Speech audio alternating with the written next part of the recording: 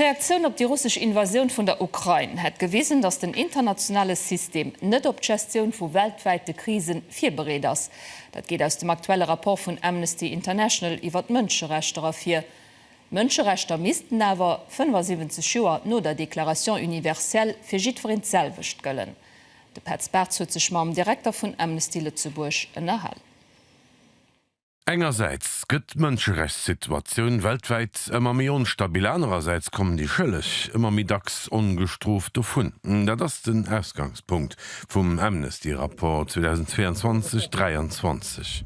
Le conflit qui nous occupe pour l'instant en Ukraine n'a pas commencé il y a un an, il a commencé bien avant avec l'invasion déjà de territoires ukrainiens par les troupes russes, avec également de nombreuses violations des droits humains, et puis sans parler de la présence de la Russie et des exactions que commet la Russie et des violations des droits humains que commet la Russie dans d'autres conflits internationaux. La Syrie en est un bon exemple.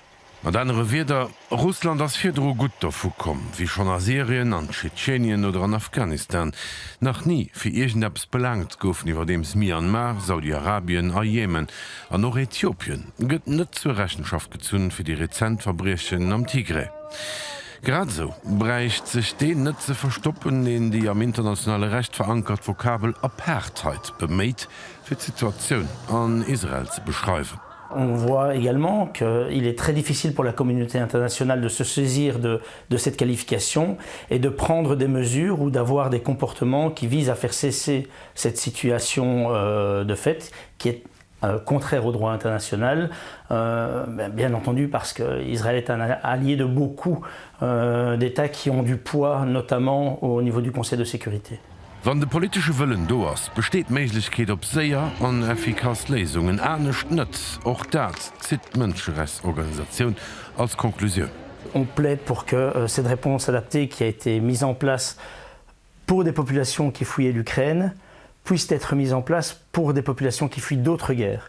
On a vu que même dans le cadre du conflit de l'Ukraine, on a pu constater des différences qu'on pourrait presque qualifier de racistes, puisqu'il y a des citoyens qui fouillaient l'Ukraine, qui étaient des citoyens ukrainiens, qui n'étaient pas traités de la même façon aux frontières européennes que des étudiants d'autres origines. Le cas des étudiants africains qui étudient en Ukraine et qui fouillaient également le conflit a été démontré à de nombreuses reprises.